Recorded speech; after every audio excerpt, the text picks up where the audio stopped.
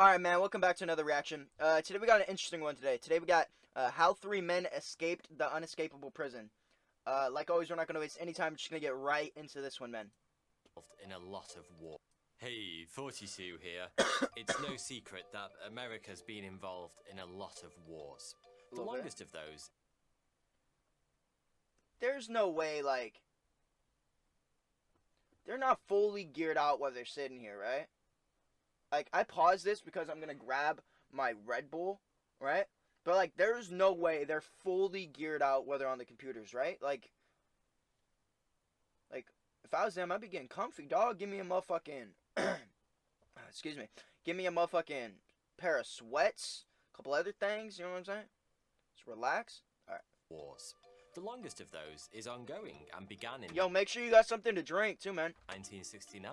I got me a classic Blueberry Rebel. All right. Nixon declared a war on drugs. One of the aims of this particular war is to get people off rocks.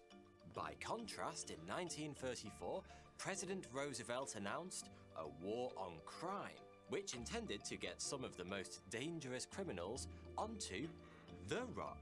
Or Alcatraz prison, as it was more formally known. I already like this. This is already so good. Mixed signals.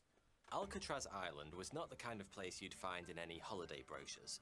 Instead of sun lounges and pina coladas, it was home to a 19th century fort, which after some remodeling... On my way, so when I drove down to Reno, Nevada, right? We actually went across, we actually went through San Francisco and actually saw Alcatraz out in on the San Francisco Bay, man. It was fucking wild. We're all driving, I'm looking left, I'm like, that looks like a prison in the middle of the water. And then it clicked, like, oh my god, I'm staring at fucking Alcatraz right now. Like, that shit's wild. Became a maximum security prison, welcoming its first inmates in 1934. Over its 29 years of operation, Alcatraz housed some of the most dangerous criminals in history, including George Machine Gun Kelly, Al Capone, and Alvin I don't know about Karpis.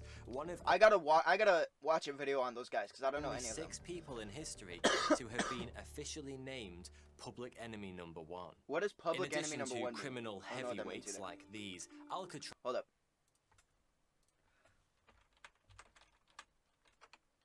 Public Enemy.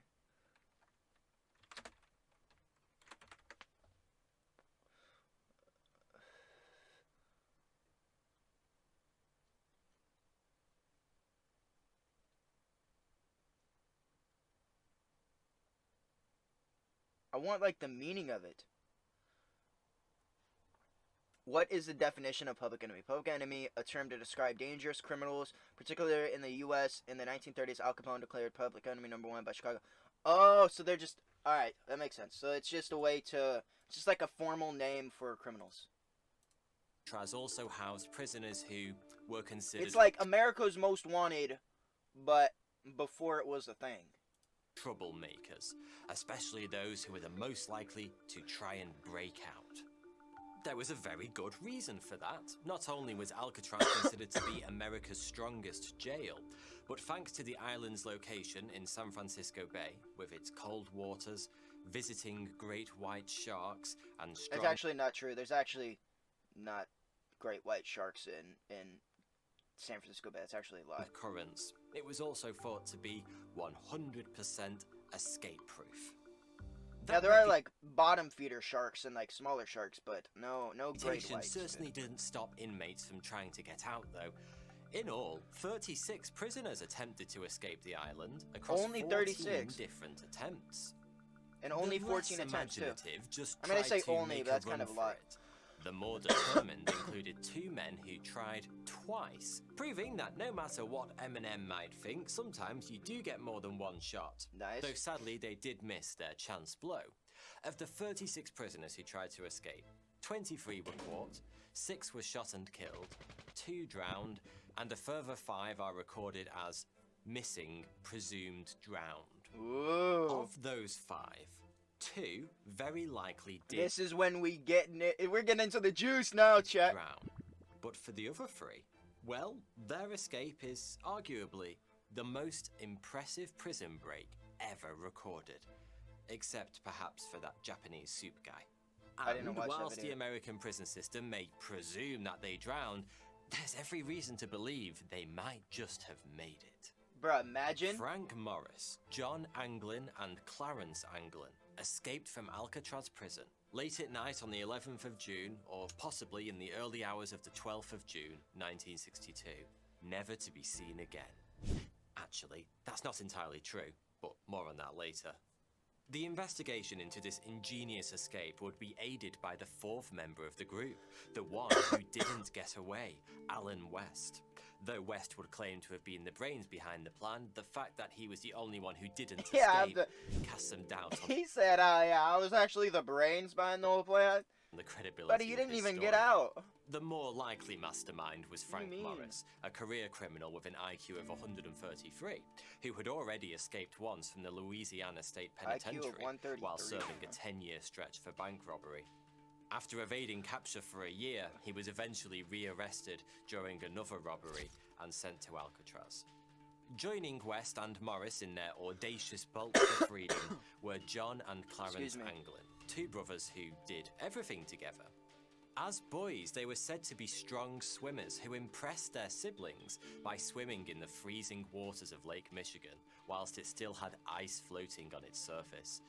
Just the type of training needed to brave the frigid waters of San Francisco Bay. He's setting The it up brothers nicely. remained inseparable as adults, sharing their favorite hobbies like bank robbery and Oh. serving time, eventually finding Great favorite hobbies to share together as brothers. I'm sure they bonded nicely.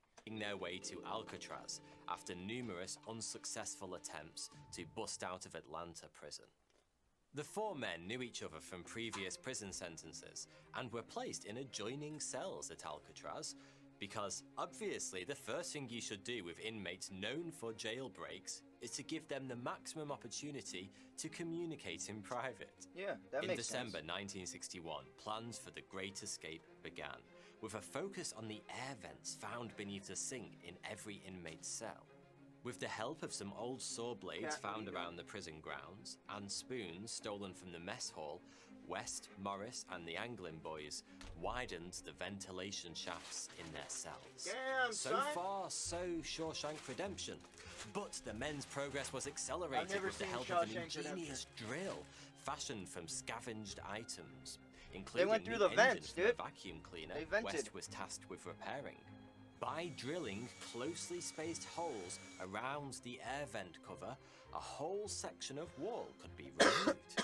And if you're wondering about the noise, drilling was done during music hour, when the prison was chorus with the unholy din of Music various hour? musical instruments, Bro, what?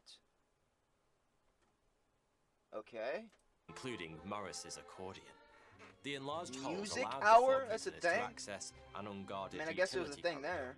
there. It might sound like they were almost home and dry at this point, but this was just the first phase of a much more Yeah, because you still got to get out of the prison, right? And then, like, getting out of your cell is only the first part. You got to get out of the prison, and then you got to get past the fucking water, dog. There's, like, a Complex lot of plan. water, homie. because escaping from the prison was, if anything, the easy part. Surviving the journey across the bay would Yeah. ultimately prove the difference between success and failure, not to mention life and death. The water in San Francisco Bay Excuse me. is cold and choppy, and the current is strong. These days, swimming enthusiasts regularly make the 2-mile crossing as part of various charity swims and events. Armed with wetsuits and large teams of I lifeguards, like how you said armed. the swim isn't overly Yep, they're armed dangerous. with wetsuits. Attempting the swim in the middle of the night in a prison outfit, however, would be a death sentence for all but the most accomplished of open water swimmers. Rather than risk it, West, Morris, and the Anglin brothers had a better idea. Why swim when you can sail? Trying to steal a boat was far too risky. Bruh. Making one, on the other hand, well, it would be time consuming. But time is the one thing every prisoner has in abundance. Well, that and bad lawyers. The utility corridor gave the Okay, really? escapees access to the vacant top level of their cell block, a quiet, never visited area of the building. that was absolutely perfect for the creation of a secret. How do they just have a completely unused area?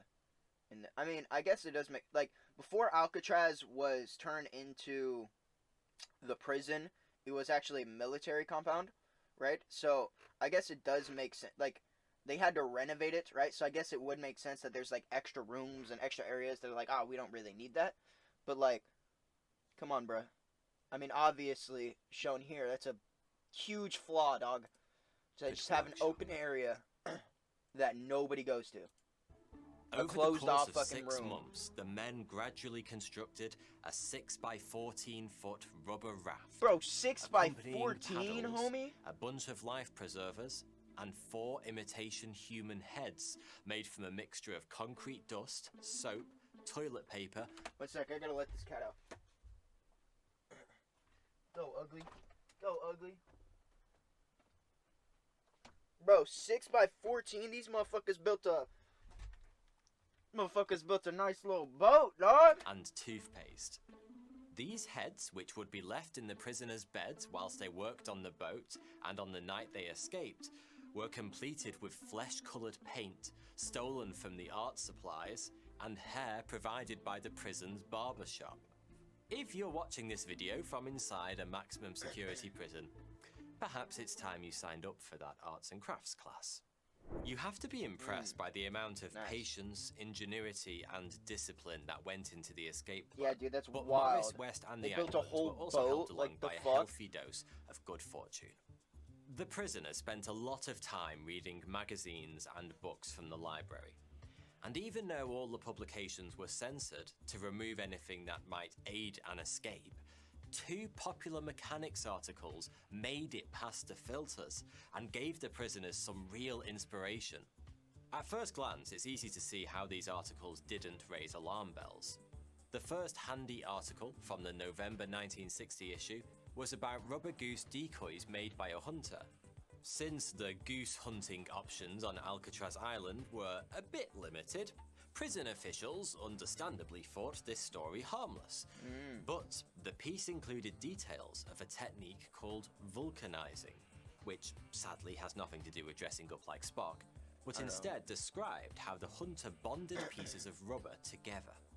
The wannabe escape artist put the theory into practice. Damn, They son. stole, or with the help of other prisoners, collected more than 50 standard issue rubber prison raincoats that they then used to make a raft. The seams were carefully stitched and held together using rubber cements containing vulcanizing agents stolen from the prison glove-making and cobbling shops. The vulcanizing process was How many completed using shops the did this prison have? Real and true, bruh. process was completed using the heat from nearby steam pipes, which hardened and sealed the rubber, making for a rudimentary but impressive getaway. Bro, there's no shot they just made a Inflating boat, the raft dog. without a pump would have been a difficult, time-consuming, and potentially impossible task. If you've ever tried to inflate an airbed using nothing but your lungs, Yeah, it's like death. you'll know what I mean. In fact, I've seen a man pass out trying to do just that.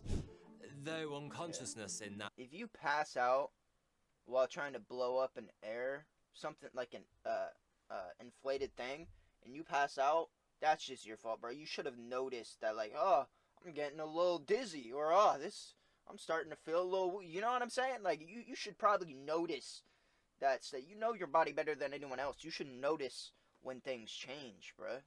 Like, Nat's case could have had something to do with fuck? excessive cider consumption. Anyway, with a stroke of genius MacGyver himself would have been proud of, Morris solved the inflation problem by making a pump out of a concertina, a type of musical instrument like a small accordion that makes sound by being pushed and pulled, just like a set of bellows. Popular Mechanics came to the rescue again in March 1962, when the magazine included a demo of life vests for ocean travel, a must for sailors, senior citizens on an ocean cruise, and prisoners trying to escape a maximum security facility surrounded by open water. As we all know, the first rule of jailbreak is safety first. So, That's with a the first raft, rule? life vests, and paddles That's made really- of old wood and leftover who screws, decided that that should be the first rule? Safety first? I mean, I get it. You can't escape if you're dead, right? If you die, you can't escape. So that makes sense, right? But like, if you don't escape, never mind. Honestly, never mind. Never mind. I forgot. Crew had transport from the island sorted. The next big question was how to get out of the prison building itself. Eventually, they found a ventilation shaft that led off the utility corridor. In advance of the Great Escape, the prisoners climbed the shaft to the roof, pried open the ventilator at the top, and then kept it in that position with a bolt carved out of soap, ready for the big push when the Bro, what? time was just right. Some strong ass soap, dude. That time was the night of the 11th of June, 1962, when the men finally made a break for it. Unfortunately for West, though, he was unable to get out of his cell. West had built a false section of wall to hold his vent in place and conceal the expanded hole behind. But the cover-up had begun slipping, and West had used cement to reinforce the concrete. This solved the slipping issue, but he'd done too good a job. The cement had set, and he was unable to get the vent removed in time. The others tried to help kick the vent in from the outside, but to no avail. When West finally managed to get out of his cell later that night, the others had already gone, and he was forced to turn back. Meanwhile, Morris and the Anglin brothers left had his scaled ass. the ventilation. Fucking bozo. Absolute bozo. To be fair, you can't let the guards know. Like, if the guards figure out that that's kind of open, then everyone's kind of fucked. You know what I'm saying? But onto the roof of the prison. They made quite a racket in the process, and were actually heard by the guards, but they failed to follow up on it and missed their best chance to apprehend the group. Carrying their gear, the trio made their way across the roof, then down 50 feet of piping to the ground. What? From there, they scaled two 12-foot perimeter fences and made their way to the northeast of the island, which was a blind... Wait, how did they not get seen by the motherfuckers?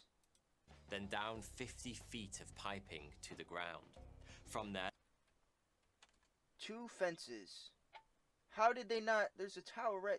They That's scaled wild. two And a tower 12-foot right there, perimeter too. fences and made their way to the northeast of the island, which was a blind spot for the searchlights and guard towers.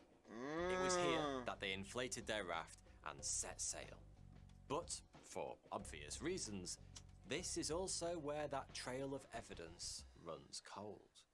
What did the men do? Did they, for example, paddle to nearby Angel Island, where they could rest a while before a short swim to the mainland?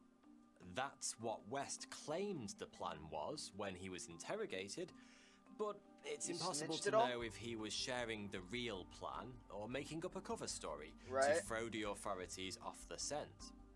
There was also it's pretty a wild, reported sighting of an unidentified white boat in the bay that night, fueling speculation the trio could have had outside help and been picked up.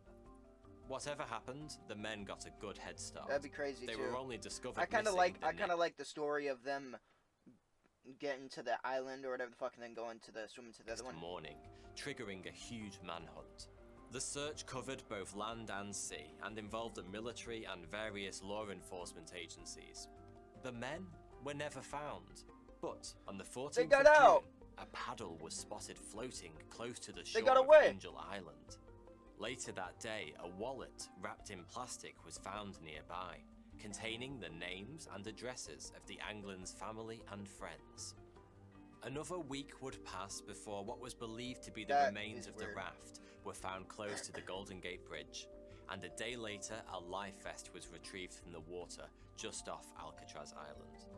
Of course, the tides and currents in the bay had scattered these items all over the place, making it impossible to draw any solid conclusions about the escapees' whereabouts. So the authorities stuck to the more convenient story that the men had most likely perished. Even though the FBI wouldn't close their case until 1979, the US Marshal Service... I hate how they said, oh, they most likely drowned. It's like, you don't know that, man. On the other hand, still have an active case open to this day. As Damn, the years son. have gone by, claimed sightings of the prisoners have abounded, along with multiple theories about their movements. Members of the Anglin family say John and Clarence's mother received flowers every year, along with a Christmas card apparently signed by the brothers. Rumour has it there was I kinda even a believe they pair got of away, large honestly. and rather strange-looking women who turned up at her funeral. Similarly, two strange men were reported to visit Mr. Anglin Sr. to pay their respects whilst he was in his funeral home. These men didn't identify themselves, but apparently got very upset and left rather suddenly. In 2015, a photo of the Anglins came to light, which was apparently taken in 1975 by a family friend, Fred Brizzi, who claimed to have met the brothers in Brazil. The photo shows two men in large sunglasses next to a rock or termite mound, apparently on the farm that they were said to own in Brazil. Like the brothers, Brizzi was a career criminal, and as a result both his story and his photo were ignored. But in Damn. 2020, facial recognition software determined technology. that the photo was indeed of the Anglin brothers, who had escaped from Alcatraz all those years before. Dude, that's fucking wild, son. Whoo! That's crazy. In Wait, what about the third guy, though? 2018, CBS News Network released an extract from a letter supposedly written by John Anglin, which had been addressed to the FBI and received by the San Francisco police in 2013. In the letter, John says the trio had made it on the night of the escape, but only barely. He revealed that he was 83 and in bad shape with cancer, as well as the last man standing after his brother and Morris had passed away in 2005 and 2008. John's reason for getting That's in wild touch that they was actually got away, though. apparently Holy because he shit. wanted to receive treatment. He offered to reveal his location if the authorities announced on TV that he would be given a 1-year sentence on turning himself in. What? The FBI kept the letter quiet, and it seemed nobody ever heard from the mystery man again. That's kind of a wild request. Like, just give me 1 year. It's like, bro, what are you talking about, homie? The Anglin family Let me just responded give you 1 angrily, year. especially since the letter writer had said he was dying. But the FBI stuck to their story, as did the US Marshals, who said the lead was without merit and merely a hoax designed to embarrass the authorities. With so much That's water egregious. under the Golden Gate Bridge since Literally. June of 1962, it's extremely unlikely we'll ever find out what really happened that night. But there are many lessons to take away from this story. Like, always keep your old copies of Popular Mechanics. You'll never know when you'll need them next. Thanks for watching. Damn, man. Well, that was fucking great. Wow, I can't believe they actually escaped. That's wild. Holy shit. Hey, yo, make sure to go subscribe to Thoughty too, yeah? Oh, shit. Yeah, see, look. See, I wasn't even subscribed. Make sure to go subscribe, man. God damn, man. What an absolute fucking banger.